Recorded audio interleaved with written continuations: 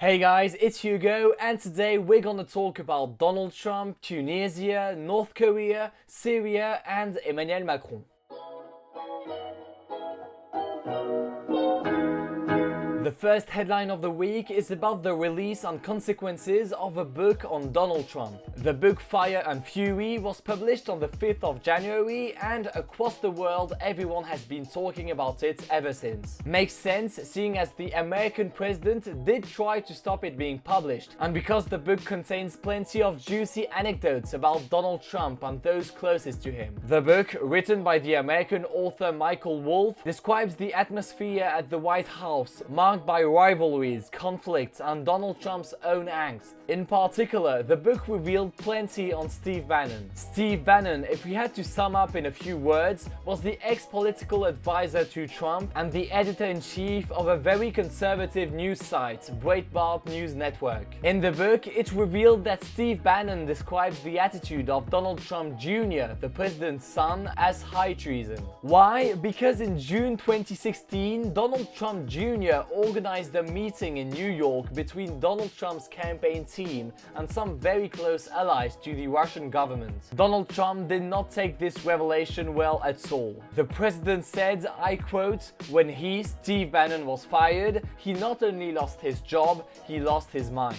Given the situation, Steve Bannon was forced to quit as executive chairman of Breitbart, where he was being attacked from all sides by Donald Trump's entourage. Either way, by wanting to ban the publication of the book, Donald Trump only went and created a real controversy around it. Right now, it's the best-selling book in the US and also the most pirated book in the recent history. The second important news item of the week is the situation in Tunisia. Loads of protests have been taking place in Tunisia since the beginning of the week. Why? Because at the end of 2017, the government voted to put in place an austerity budget, whose aim is to reduce the state's expenditure. This decision was taken during a turbulent economic period in Tunisia. Unemployment is up to 15% for the general population and 30% for graduates of higher education. There were clashes between the protesters and the authorities, which led to one death on Monday. More than 200 people have been arrested, according to the spokesperson for the Home Secretary. The movement spread quickly all across the country, which is particularly worrying to Youssef Chaid's government, appointed in 2016.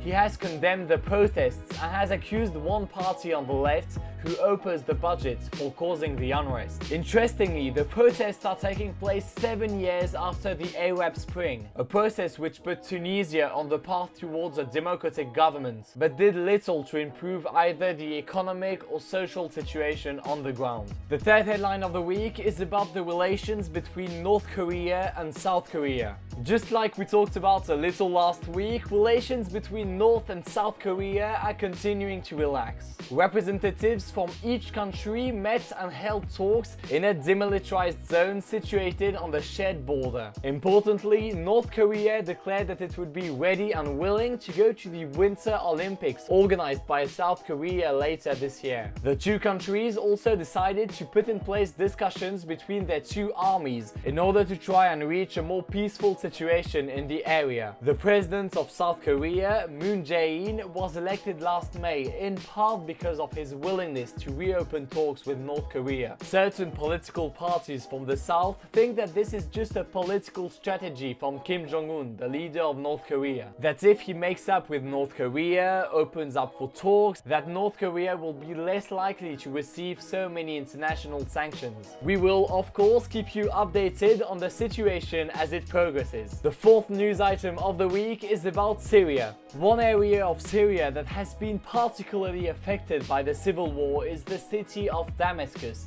in the Ghouta region. This area is controlled by rebels, and this week the Syrian and Russian army bombed it. This isn't the first time it's happened, but the humanitarian situation on the ground is more and more worrying. There are serious shortages of food and medicine, and the UN announced at the end of 2017 that children living in Damascus face serious health problems. The armies are bombing this area to try and kill the last of the rebels, but civilians civilians often get caught in the crossfire. Those that are lucky enough to survive often try and get to the Turkish border, except that it has been closed. The situation is no better in Lebanon, which has seen a large influx of refugees from Damascus. Nearly 60% of them are in conditions of extreme poverty. The conflict in Syria has now been going on for more than 7 years and is responsible for more than 340,000 deaths.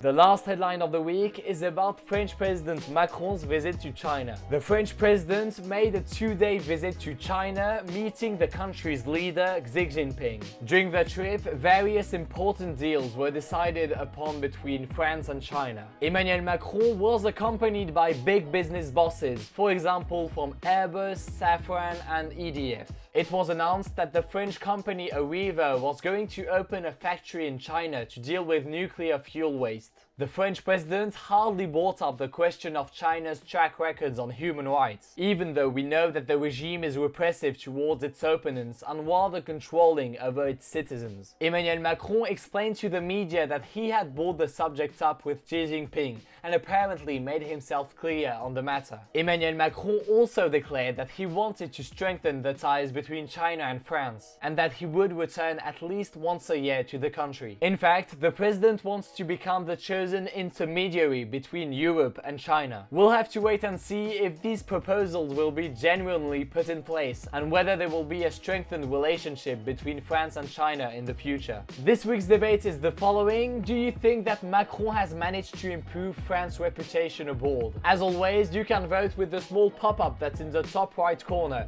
You can vote yes, no or no opinion, as well as carrying on the debate in the comment section. I'll read them all. I think I've said pretty much everything. Don't forget to subscribe if you haven't already. Give me a blue thumbs up if you like what I'm doing, and as we like to say, speak again soon.